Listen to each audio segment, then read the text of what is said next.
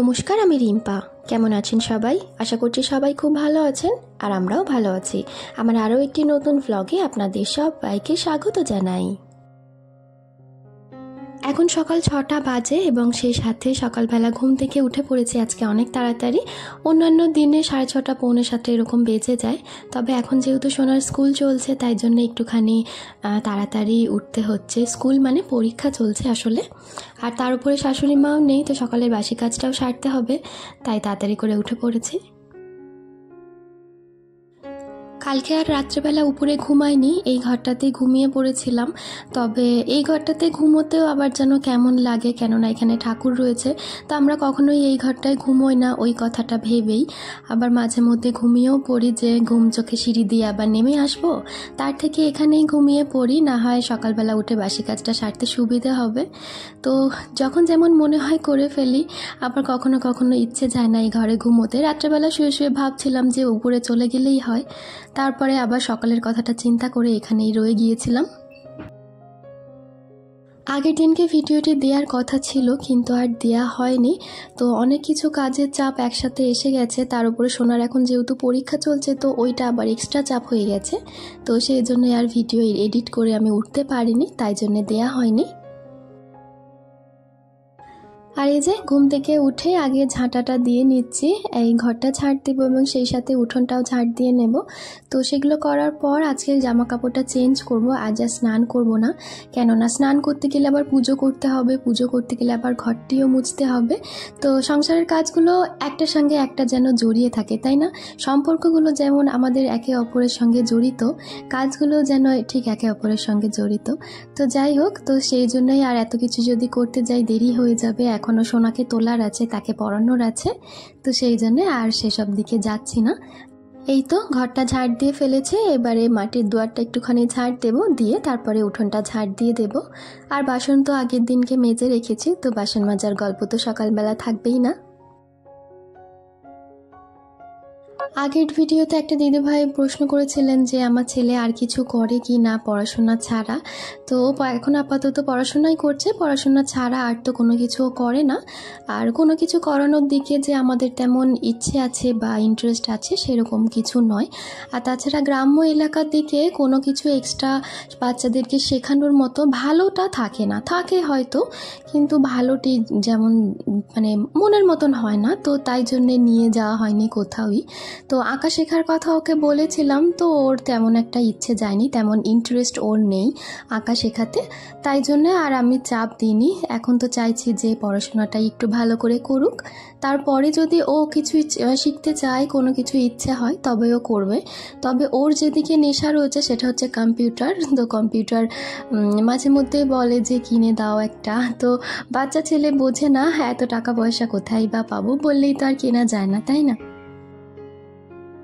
দুই জায়েরই আজকে ঝাড় দেওয়ার পালা পড়েছে, কেননা দুই জায়েরই শাশুড়ি মা একটা জায়গাতেই গেছেন।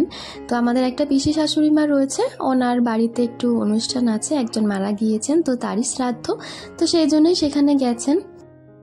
ঘরটা যেহেতু মুছবো না, তাই জন্য সদর দরজার সামনেটা একটুখানি জল দিয়ে ধুয়ে দিচ্ছি ভালো করে, তাহলে আর তেমন অসুবিধা হবে না। অনেক কিছু তো দেখি, অনেক কিছু শুনেওছি, তো এখন তো ইউটিউব এসে গেছে, মানে এমন কিছু নেই যেটা আমরা ইউটিউবে দেখতে পাই না, তো সেখানে অনেক কিছু দেখি, সেই হিসেব অনুযায়ী আজকাল অনেক কিছু করি। বাসি কাপড়টা ছেড়ে নিয়েছি আর এই জামাটাকেও কেচে ফেলেছি। একবার যে কোনো পোশাক গায়ে পরলে দ্বিতীয়বার মনে হয় যেন সেটাকে একটুখানি অন্তত সার্ফ জলে ভিজিয়ে দিলে পরের বার পরতে বেশ ভালো লাগে। আর এই যে গাছটিতে আজকে অনেকগুলো ফুল ফুটেছে, তাই ভাবলাম একবার আপনাদের সঙ্গে শেয়ার করে ফেলি। এইভাবে যখন গাছ ভর্তি হয়ে ফুল ফোটে তখন আমার সিংহাসনটাও একেবারে ফুলে ভর্তি হয়ে যায়। তো দেরি তো হয়েই যাচ্ছে, বুঝতেই পারছি, সোনাকে এখনও ঘুম থেকে ডাকা হয়নি, তাই ভাবলাম যে একটুখানি যদি আর 1-2 মিনিটের মতন সময় আমি ছাদটাকে দিই তাহলে খানিকটা এটাও পরিষ্কার হয়ে যাবে। তো এত কিছু যখন করলাম আর একটুখানি বা নোংরা হয়ে পড়ে থাকেই বা কেন, তো সেটাও করে ফেলছি। সংসারের কাজগুলো যেন খানিকটা এরকমই হয়, তাই না? একটা করি তো আবার মনে হয় যেন ওই কাজটা পড়ে থাকবে, তাহলে একটু ওইটাও করে ফেলি, তো এরকম করে করে কাজগুলো বেশ টুকটুক করে হয়ে যায়। আর এই সময়টা তো গাছের পাতা প্রচুর ঝরে, তো সেই জন্যে গাছের মধ্যে যে পাতাগুলো রয়েছে একটুখানি গাছ যদি নড়েও যায় তো ঝরঝর করে পাতাগুলো ঝরতে শুরু করে। তার ফলে কি হয়, ছাদটা আরও বেশি নোংরা হয়। চলুন, রোজকার বলা কথা, তবুও আজকে আবারও একবার মনে করিয়ে দিই।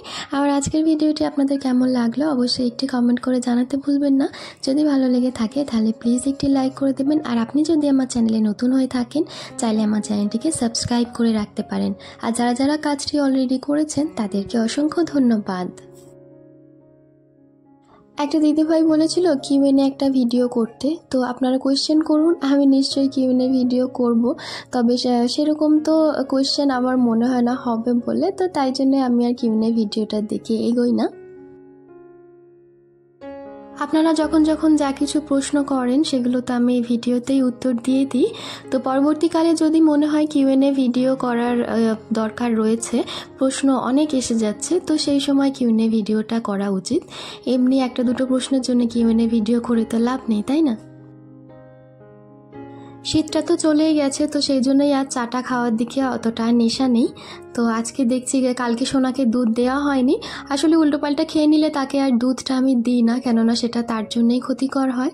তো তাই কালকে দুধটা দিয়ে একটুখানি চা বানিয়ে নিলাম।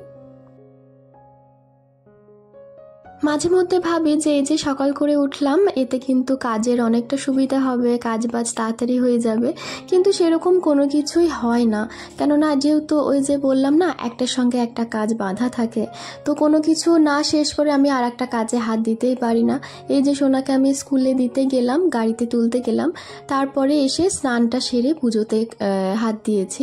অনেক সময় কি করি, ওকে হয়তো খেতে দিয়ে দিই, খেতে দেবার পরে ও যতক্ষণে খায় আমি তো সেই সময়টা স্নান করে ফেলি এবং এসে আর কোনো কিছুতে হাত দিই না। তো ওকে গাড়িতে তুলে দিয়ে এসে তারপর পুজো করে ফেলি। খানিকটা শুদ্ধতা বজায় রাখা উচিত পুজো করতে গেলে, তাই না? মিশো থেকে আমি এই পার্সেলটা অর্ডার করেছিলাম কয়েকদিন আগে। তো আমার যে ঘর মোছাটা রয়েছে সেটার রিফিলটা তো খারাপ হয়ে গেছে।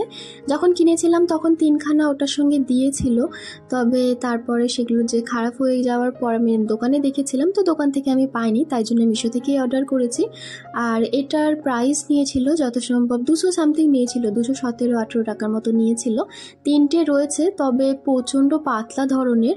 আমার যে আগেরগুলো ছিল সেগুলো বেশ মোটা মোটা ছিল, তবে এগুলো কিন্তু দেখছি তুলিগুলো খুব একটা নেই, খুবই কম রয়েছে। দুটো মিলিয়ে যদি একটা হতো কিংবা দেড়টা করে যদি দুটো হতো তাহলে ভালো হতো, তবে এখানে দেখছি যে দুটোকে 3টে করে দিয়েছে।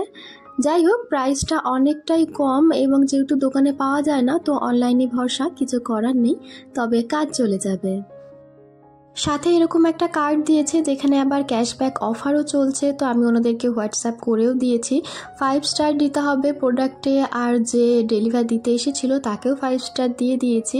তো দেখা যাক আমাকে ক্যাশব্যাক দেয়। তাহলে চলুন, আমার আজকের ভিডিওটি এই পর্যন্তই। সবাই খুব ভালো থাকবেন, আবারও দেখা হবে।